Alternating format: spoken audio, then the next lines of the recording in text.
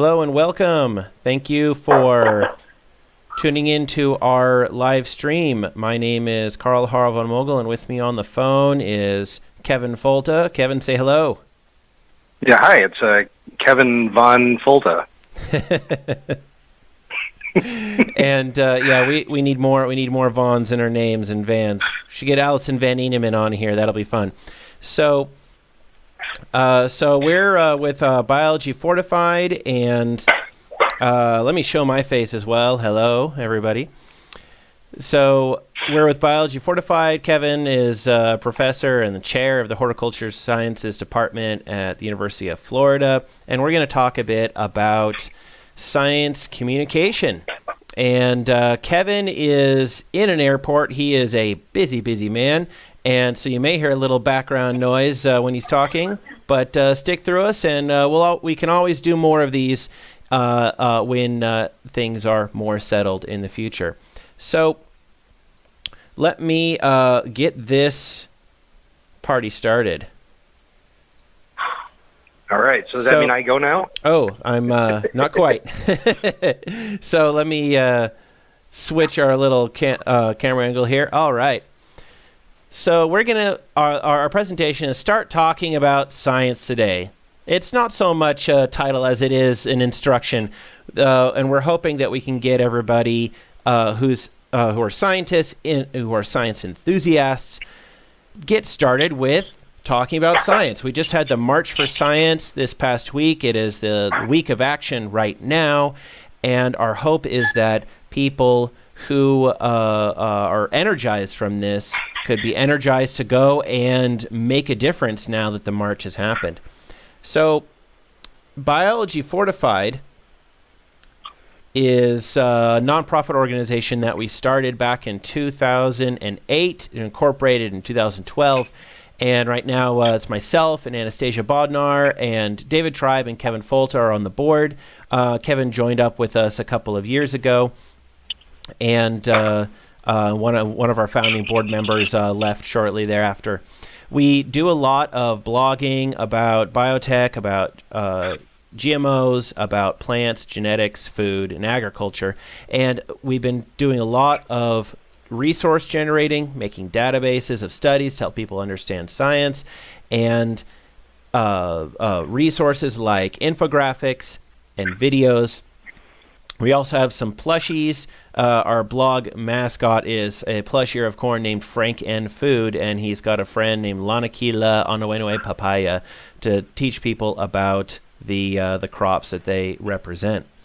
But the lessons that we're going to be giving you today in the advice can really apply to anybody who's interested in science communication, and hopefully you can learn some of the lessons that we have learned and get started on your own and doing science communication. So with that, take it away, Kevin. All right. Thanks, Karl. It's really nice to be able to do this, because what I hope to tell you about today, in a rather short time, I'm going to condense this message. Super important, though, is how important it is for there to be pre-science. So before you start to beat people over the head with facts and figures and talking about the evidence, there has to be a conduit established. And what this means is essentially that who are the trusted sources of information? It isn't necessarily scientists, and unfortunately that's the case. If you look across all of science, whether we're talking about fluoride or fracking or climate or genetic engineering or vaccines, scientists aren't necessarily the most prominent voices in these discussions, and that's because there's a very vocal group of people who have taken command of the trust. People who said, who have various ways co-opted the public's trust. I'm in Washington, D.C., and here's a place right now where really there's a tremendous lack of trust in government. There's a lack of trust in big companies, a lack of trust maybe even in university people to do the right thing. So it's a very much a problem in our flow of communication that resonates with people. So what I'd like to do in the next 15 minutes or so is give you some tips that I've learned, many times the hard way, about how you can better establish trust with the people you're willing to talk to. Now, it's really important because before anything matters to them, before any of your information will resonate, you have to establish this conduit of trust. It actually came up yesterday as sitting with a friend having lunch, and we were talking about grading final exams, and she's in journalism, and she had a student write on the final exam, "We will not change the world with more information. We will change the world by changing the way people feel." And if you think about that, it's a profound statement, and it says that my friend is a really damn good teacher. Basically what this says is that until you can have somebody really make a legitimate change of heart, all the facts in the world just don't matter. And as scientists, that's how we communicate with each other, and that's how we communicate with the public. We like to use facts and figures. Unfortunately, what works for communication between scientists falls often on deaf ears when we start to reach out to a skeptical public. So the big issue we have to do is a couple of steps, and I'll zip through them rather quickly. But the basic idea is that in order to establish trust, we need to be thinking about our audience. We have to be talking about empathy, leading with our values, and being transparent. So really those kinds of ideas really should flow before evidence is ever presented. The first one is audience. How do we identify the most appropriate audience for our message? Now, many of us, including Karl, we've sat together sometimes in very contentious situations with people who have made up their mind about science and technology and could never be changed. They're unteachable. They've decided that they know more than the scientists, and they will never, ever bend to even accept at least modicum of evidence. We see this across scientific disciplines. To engage them is kind of a waste of time. It's good to try and good to talk to them, but once you realize that you're not going to make a difference, it's probably a good idea to stop engaging. The people we need to talk to are really important. They're the people who are asking questions about their food, asking questions about farming, asking questions about the environment. Oftentimes these people have been misled, and they believe in their hearts that there's something wrong with their food and something wrong with the food system, something wrong with farming. They really believe that there's something that's wrong about it that could be hurting them or their families. We have to identify those folks because they're the ones who would be willing to talk to, at least be slightly open to thinking about a message. So the audience is step one, identifying the audience. The second step is empathy, and all this really means is listening. Understanding why people feel the way they do. Why does somebody hold the views they hold, especially ones that are inconsistent with scientific consensus? And that empathy is really important. When I meet somebody who has a difference about something like climate or something about genetic engineering, I'll ask, why do you feel that way? You know, before I ever say I'm a scientist here to save the day, I'll say, why do you feel the way you do? Tell me where you got your information. Tell me why do you believe that information? And what you find is that most people are just genuinely concerned and found information on the internet that reinforces something that they heard online or something they heard from a friend, something they heard from a trusted source. So maybe a friend or their, someone in their cooking class or somebody in their soccer team or whatever made some comment that they then confirmed with information online. And it's okay. I mean, these are people who honestly believe that this is true. So to say to them, I understand how you feel that way. I guess I might feel that way too if I saw that information. That's a really powerful statement to make because it shows that you're listening and that you understand why they feel the way they do. After we talk about empathy, we can start to talk about the idea of values. Why do you do what you do, or why are you excited about science? Well, for me, I can tell you I get excited because doing my job, I have the ability to influence farming, helping farmers stay in the black and be productive. I have the capacity to make farming more environmentally sustainable. We have opportunities to get better products for the American consumer and opportunities to affect farming internationally, particularly with those who are in extreme poverty. Can our genetics and production techniques really change their lives? And it's true, it could. So once I share with a skeptic or someone who's really nervous about, say, biotechnology, that I'm all for farmers, consumers, the environment, and the needy, helping those groups really have access to the best technology, they start to realize that we're really on the same team, that this isn't technology versus an older way of doing things, or organic versus GMO as it's sometimes framed. This is about using the best technology available to solve a problem that we all care about. And it starts out by talking about those problems that we all care about. You find that the people who are really against the technology, when we get down to it, we're 95% on the same team. That we vote the same, listen to the same music, drive the same stupid car. We're pretty much, on the same team. It's just that I know a little bit more about this technology that is relevant to the question of food and farming, and I'm happy to share that information.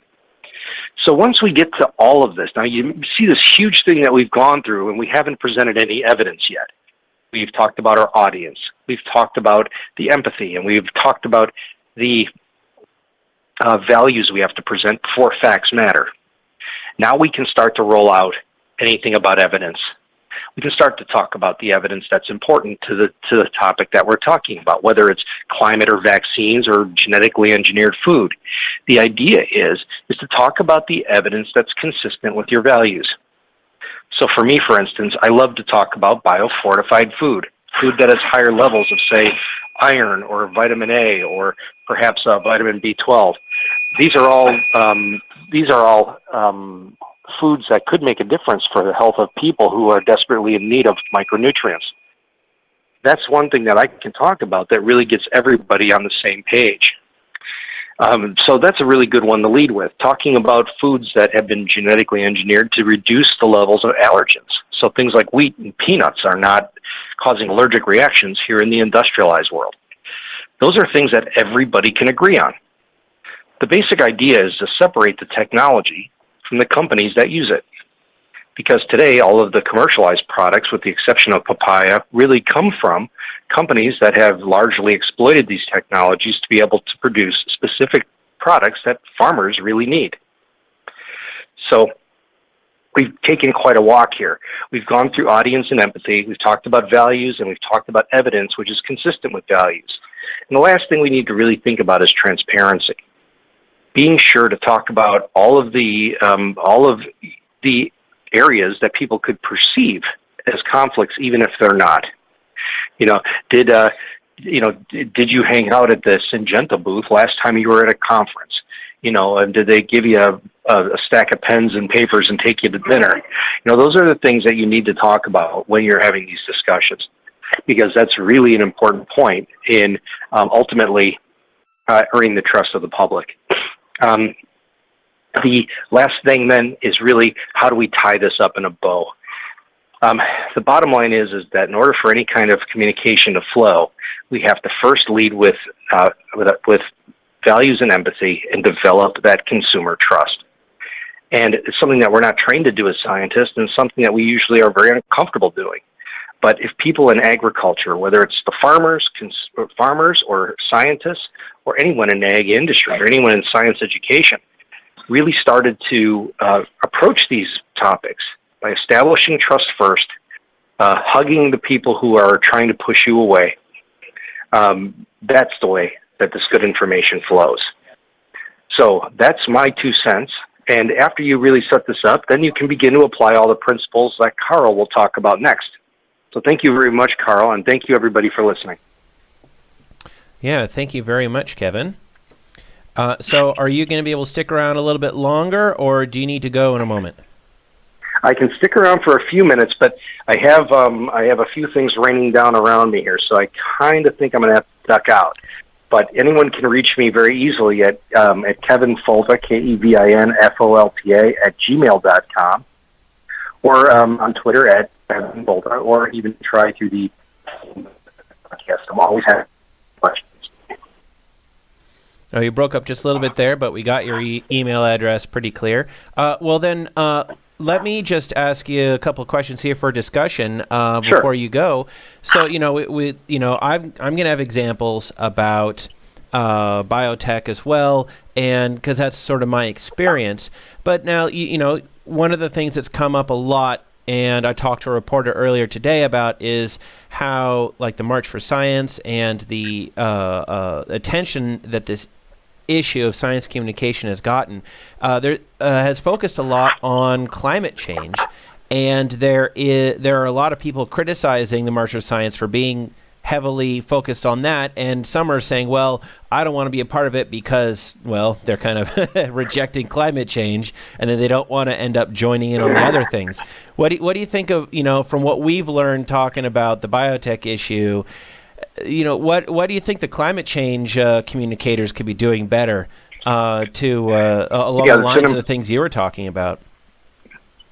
No, it's an important point. The big issue is you start with values. Why is it important to think about climate? And it's important because when you look at the values, you start with values, the evidence unfolds. So in other words, it's important for farmers. Right now in many parts of the United States, farmers are having substantial losses because of a lack of chilling hours, which leads them to very limited yields. So blueberries, peaches, other crops that require chilling in order to set good fruit, it just isn't happening. And those farmers, very realistically, although they may align politically with folks who are not on board with the idea of climate change, see it firsthand and certainly are subscribing to the idea that temperatures are rising. You see sea level encroachment into deep wells, which are typically fresh water. And those farmers, too, now are seeing problems with irrigation. So all you have to do is talk about the effects of climate change that are very real. And that way it isn't such a question of us sitting down and saying, are the thermometers right or are the thermometers wrong?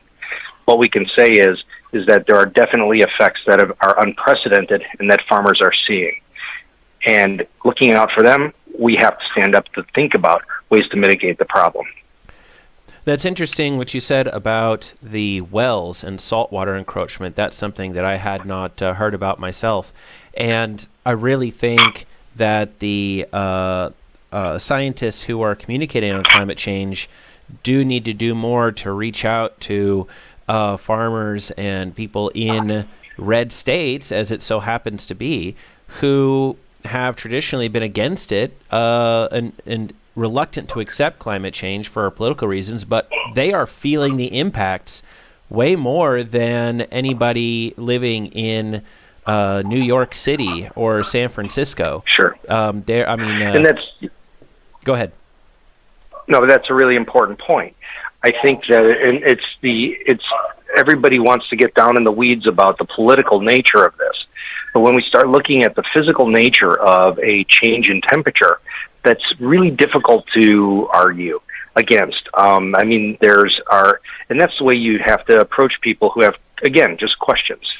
Where is it that we lose you with the science? Do you think the thermometers are wrong, or do you think that it's not CO2, or that it's not human-induced, or that it's something that we can fix? It's really important to dissect where exactly and this is why climate is different from biotech. It's where is it that you don't subscribe to the evidence? Where does the evidence separate? And I think we've made a lot of progress because it used to be, well, all the thermometers are wrong, it's all a hoax. Now people say, well, clearly the temperatures are up. It's just, what are we going to do about it and how extreme will it get? Yeah, I think ultimately what underlies a lot of these conflicts over science and policy are value conflicts. People fear something they're going to lose. Maybe it's their ability to use cheap energy sources or their aspects of their quality of life.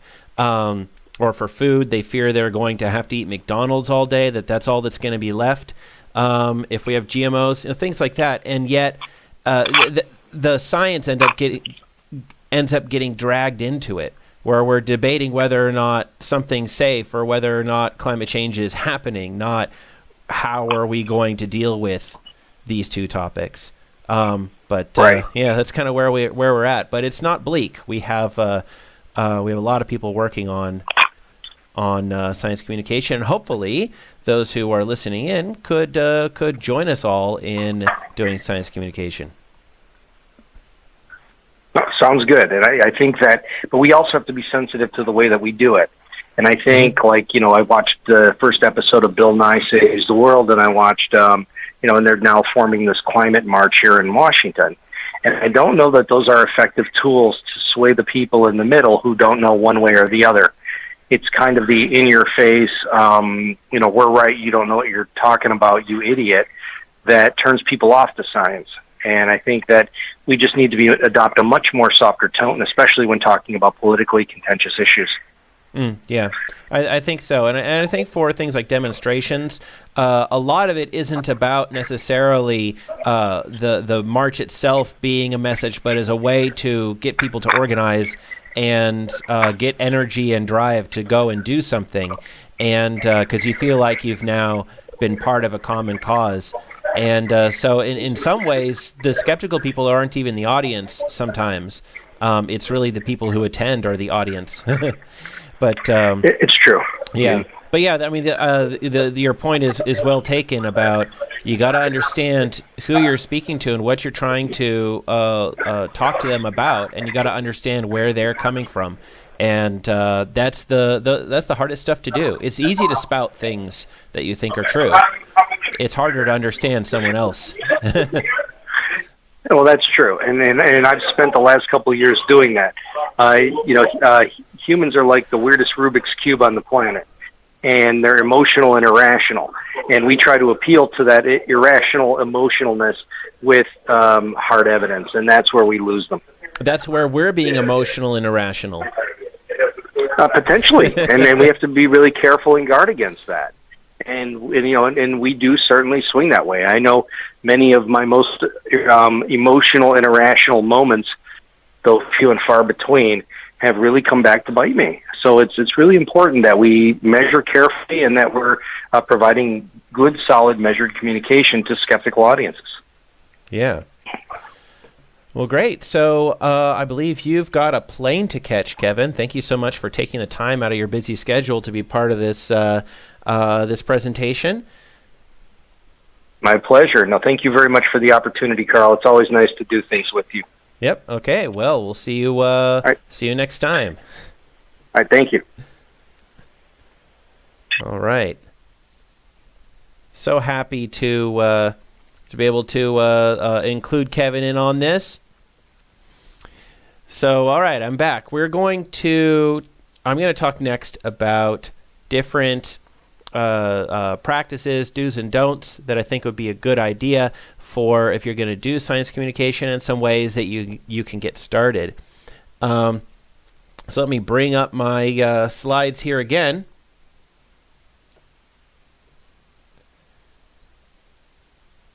And we'll continue. Okay, so I want to say a little bit about what I love about doing science communication.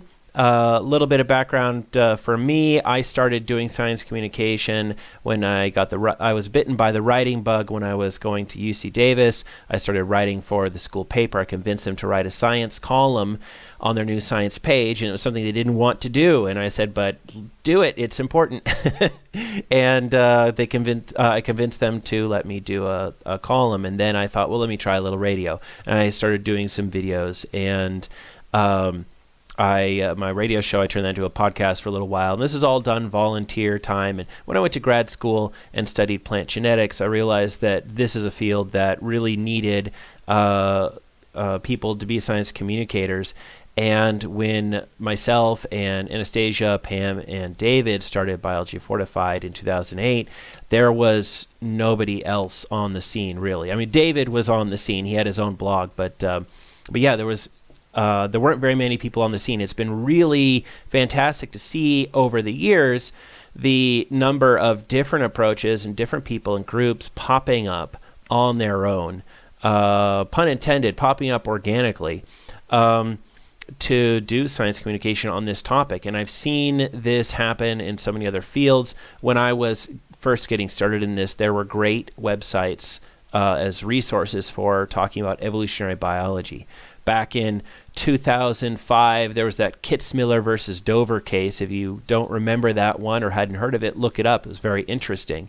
It was the end of a public push to reduce evolutionary biology education in science classes, diluting it with non-science claims, the so-called intelligent design. So, that's a little bit of where I come from.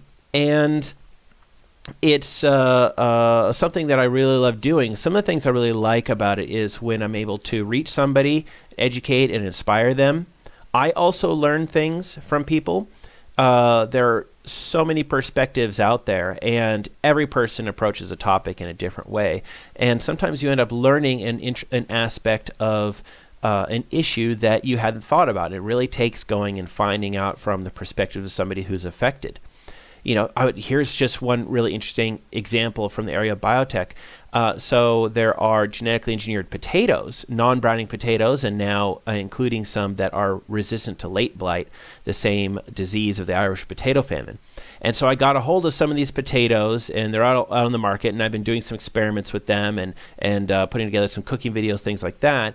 And I decided, let me go visit a potato farm, get some footage of potatoes, talk to the potato farmers. And so I went and visited a local potato farm here that produces fresh market potatoes in California. And so I asked them about this topic, and they were like, yes, this is great in all this various ways. And they're like, but, is it just going to mean more russet potatoes and not enough of the varieties that we're growing? I'm like, yeah, actually. And so I got a bit more perspective from those potato farmers, and they're like, yeah, this is a good thing, except we would really like to have these traits in our potatoes and not the russet potato that there's already too much of. So you end up learning things from people, and that helps everybody. You can engage in debates. Sometimes they're constructive, sometimes destructive, but then there's even research that shows that people who lurk and watch debates can learn something and be convinced. And but one of the things that I found the most valuable is to see people come by, read, participate in discussions, and then come back a little while later and go, you know what? I want to write something now. And that's just amazing. I've seen people start chatting with us on Twitter, and then a few months later, they're participating in discussions, and then they've started their own group to do the same thing, do it in different ways. One example of that is the Food and Farm Discussion Lab is a great one to go look up on this topic. And they're doing a fantastic job and bringing about change. You can bring about change through science communication. So there are all kinds of things you should probably do and all kinds of things you should probably not do if you're going to do science communication. So definitely educate people, be authentic. Don't just take a talking point or a summary from somewhere and just blast it everywhere. Nobody likes to see that. Actually just speak from your own perspective. It's harder to do than to just copy and paste things you've seen places, but authenticity is really important. Link to good sources. You want to make sure that your science is as good as it can be. You don't want to link to bad sources. You don't want to make claims that are too big. There are so many exploratory studies that get published that have small sample sizes, that have measured conclusions, and they say, well, we need to do more research to find out whether or not this will lead to some great thing. Don't go out and say, we're going to get that great thing. Give messages that are appropriate to the degree of the amount of evidence that there is in the research.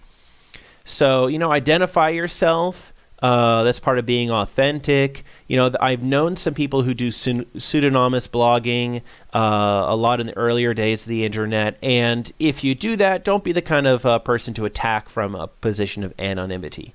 If some people do pseudonymous blogging and communicating for reasons to protect themselves. But if you use it as a reason to go after others, then that can be problematic. And then people will go after you. So be civil. is, I think, really important if you want to have conversations with people.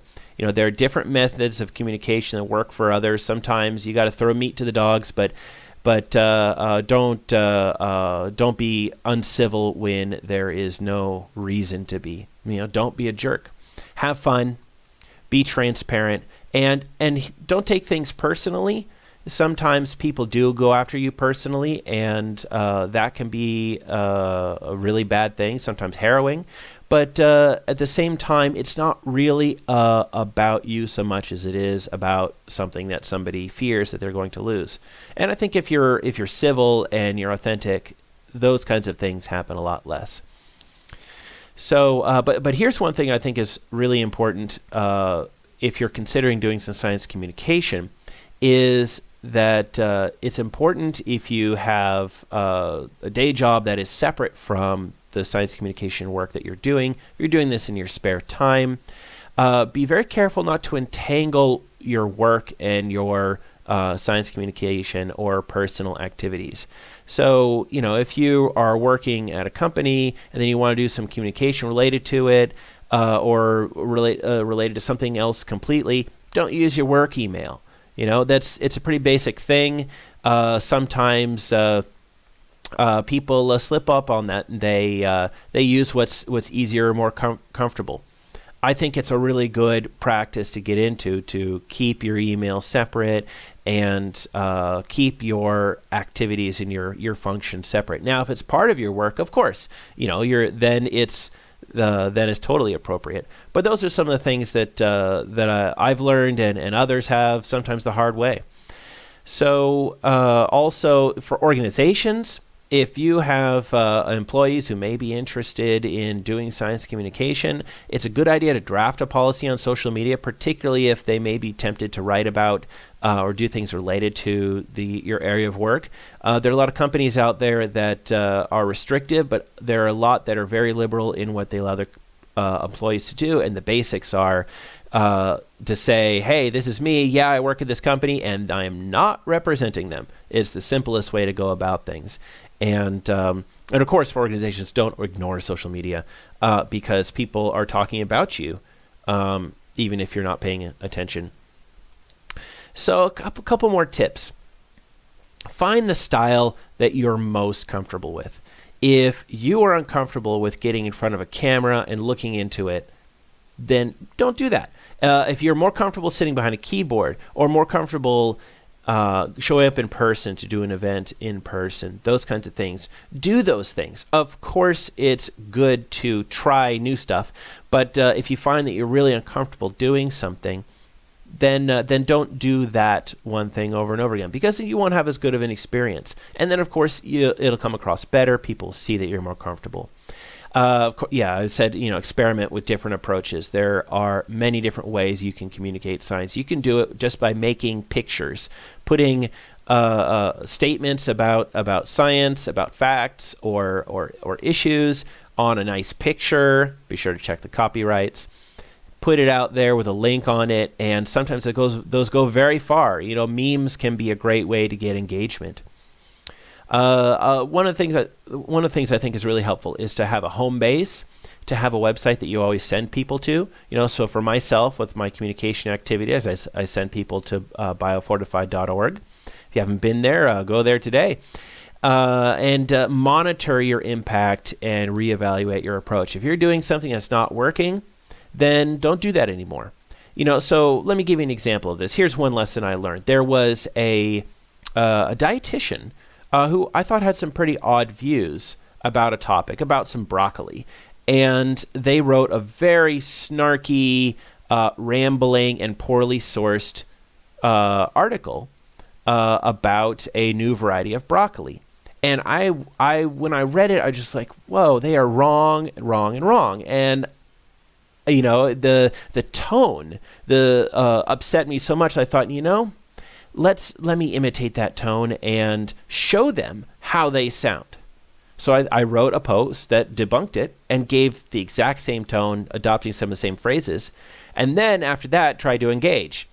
They didn't want to talk to me. And I realized, I made them feel how I felt, and therefore they didn't want to talk to me. I'm like, oh, well, maybe that was a failed experiment. So, so I don't do that kind of stuff so much anymore.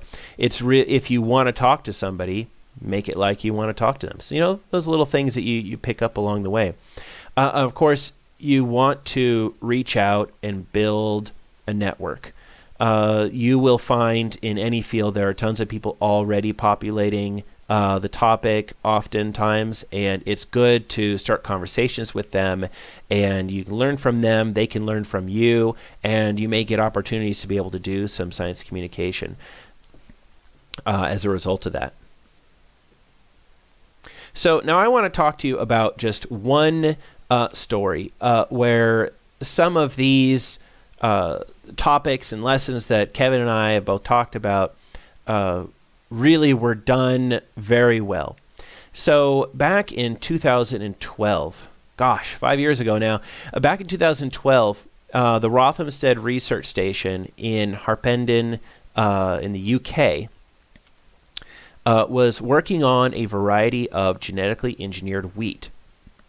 And they had planted a field trial of this wheat, and it produced a pheromone from the aphids that was an alarm pheromone that would theoretically alarm the aphids and make them not want to land and feed on the wheat. The idea was if you could scare the aphids away from the crop, then maybe you don't have to control the aphid pests with pesticides and other management practices so much.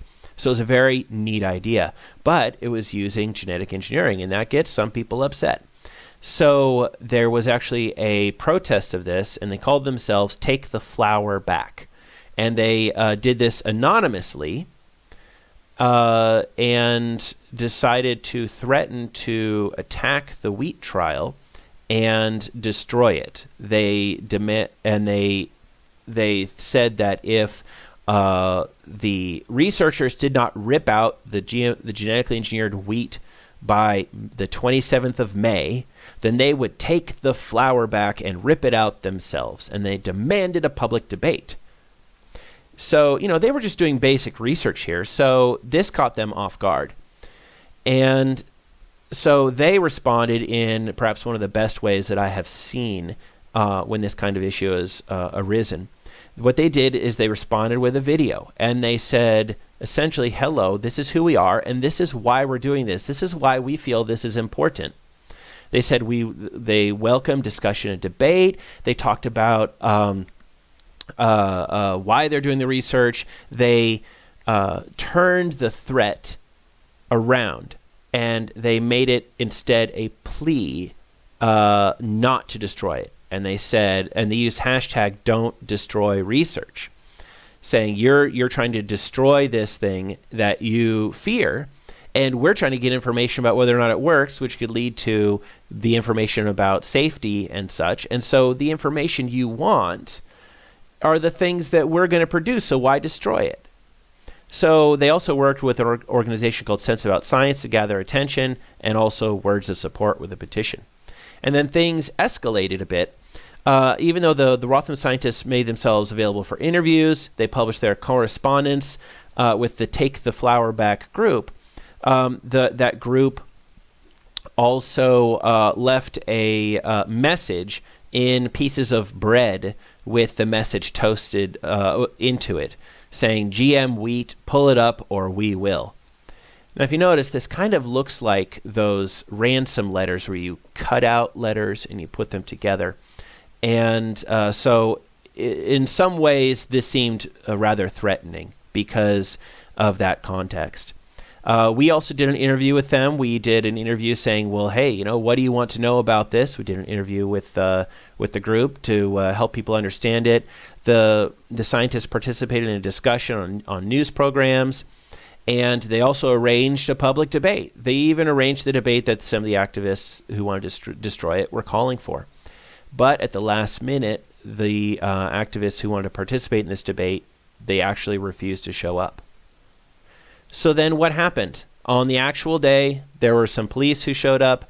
to make sure that nothing turned to vandalism or violence. There were less than 100 protesters. It was a peaceful demonstration. They got their views out. They made their speeches. There was no damage to the trial from those protesters. There were no more threats after that. And the media caught on to these tactics for attention. And the tactics backfired on them. Because rather than engage in discussion, they said, we're going to destroy what you're doing. And then the scientists came back with the discussion, and they came back with the appeal to values. They were authentic. I encourage you to go look up their video, check out the Don't Destroy Research hashtag, and learn a little history if you don't remember this. And it was a very good result. And what I noticed in the media was that the stories became about how public opinion was changing about biotechnology, that this would happen because this hadn't happened before. There have been acts of vandalism and destruction of genetically engineered crops by individuals and organizations who fear some aspect of it or who are trying to make a political point against it. And in this case, the public, in those cases, public opinion sometimes went, well, maybe it is scary and we're not sure what to think. Maybe they were justified. And now the opinions were turned around. And it totally backfired on them. So I thought that this would be a good story to tell you about, because they did everything right, and it also came about with a very amicable result. It doesn't always come up with good results, but when you are dealing with issues in science at this interface between the science and the public, you're going to have conflicts of all kinds. And knowing what to do in these situations, even when things turn nasty like this, is important. So, all right. So finally, I just want to give some tips on really how you can get started today. The idea of, let's just do science communication. It's going to take all kinds of stuff. We got to start a website. We got to register an organization. There's all kinds of thoughts that sometimes go through people's heads. No, you don't need to do that. We registered a website and put a WordPress blog up about it, but you don't have to do something that involved to get started. The simplest thing is you can write a letter to the editor. Turns out my start in this was a letter to the editor. There was a political columnist who said a lot of very incorrect things about the science about climate change. And I wrote a letter to the editor to that paper, the California Aggie, the school paper of UC Davis. And I raked him over the coals and said, here's what was actually true, and said it was irresponsible what was being put in the paper. The letter to the editor got published. And then I started talking to the paper about, hey, you want somebody to talk about science? And that fall I was writing for that paper while doing my studies. You can start a blog, you can start a social media page. It's very easy to start pages on Facebook. Not everybody's on Facebook. You can do different styles. There are different media platforms that you can use. And again, this comes back to what are you most comfortable with. But you can start very simple. Even if you have something like a Twitter account, you can start blogging through Medium, for instance, and write a post here and there and get it passed around. You could also create a podcast. You could make videos. We all have cameras now, almost all of us, right, that are more powerful than the machines used to create classic films. The first classic films, and you have the capability to communicate with it. If they can, you can. So you could do something very simple. Yourself in front of a camera, you could take a little footage of something, make a demonstration of a science experiment, and you could add some text to it, get some music, make sure to get royalty-free music or pay for music, or create your own. I mean, that's a great way to combine art and science. And put that together and put it on a YouTube page. Or Vimeo. There are all kinds of places where you can do this. Obviously, you're very well aware of these things, but you can get a start in all of these in a simple fashion, and then pass it around to people who are already doing it, and maybe you get a bigger audience, and that it can grow from there. It's very hard to put together exactly what it is you're going to do, and even what we started doing at biofortified.org changed and evolved over time as we were thinking about what is going to work best and what do we feel would have the most impact. You could contribute to an already existing site if you are interested in the topic of biotech or food, agriculture, environmental aspects of these topics, food and cooking and things like that. Anything in that area, hey, send us an email. I'm Karl at biofortified.org, Karl is my email address. Send us an email. We'd love to hear from you. But now if you're thinking about doing science communication in other topic areas, go and find the sites that are doing it and send them an email and ask, hey, I want to write something. I got a great idea, and put it out there. Send them some ideas for content. Just don't sound like those. We get these emails all the time, from SEO marketing companies like, we would like to give you a free blog post. Make it sound, again, authentic, and you should be fine. So, you don't have to do everything online. You can go to your local library and you can give a talk there. Something low-key, 10, 20, 30, 40 people, and you could get a great discussion going and create some local awareness about an issue. This could be really important if you've got a local issue, such as an issue with water, environmental issues, other things perhaps having to do with education as well in your local area. You can just print out some flyers and put them around town, and you can do even just a little talk at your library. If you know teachers or if you have a connection to education institutions, you could also give presentations at schools, and you could even send them emails to say, hey, I've got something here that, it's important because, they're doing education. They only have so much time during the day, but sometimes they really like having guest speakers in classrooms to talk about a very specific topic. And if you've got something organized and well put together to present to them that would be of educational value, that's another great thing that you can do. And finally, another suggestion is you could volunteer at a nonprofit that creates resources. You don't have to, have your face or your name all over anything. If there are organizations making resources that help with science communication, you could still help out and be a part of that. And even if it's just behind the scenes, there's so many ways to actually do this. So that is what we have for the presentation, for the topics to be discussed here. And let's see if we have any questions. So actually, I do see a question here from Benjamin in the live chat there on the side, and this is a good question. So is there a good way to interject science communication into a podcast mainly focused on pop culture? I'd like to do that without implying I'm a scientist myself. Yeah, that is a good question. So, really depends upon what the pop culture topic is.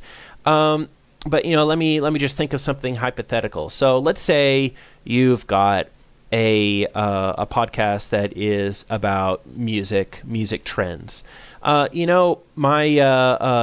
My wife, for instance, she is really into music and music history, and there's a lot of fascinating science behind how instruments work. That could be a really interesting way to inject a little bit in there. You can do something like, let's talk about the flute and the harmonics and how this stuff works out. That could be one way to get started on that. You can always, depending upon what your podcast is. Maybe Benjamin is still listening. He might clarify what kind of topic there, and feel free to send me an email as well. I'd be happy to give suggestions. You could always, inject it in there. There's, myself when I was producing my radio show / podcast way back when. I had a total freedom to do what I wanted with it. And so sometimes there were issues that came up that were not exactly on topic. And sometimes I would just interject those in there. But let's see. Okay. So great, perfect timing. So Benjamin just chimed in. He said, "Still here, smiley face. I am mainly focusing on cult movies." Interesting. So cult movies are pretty fun with special effects.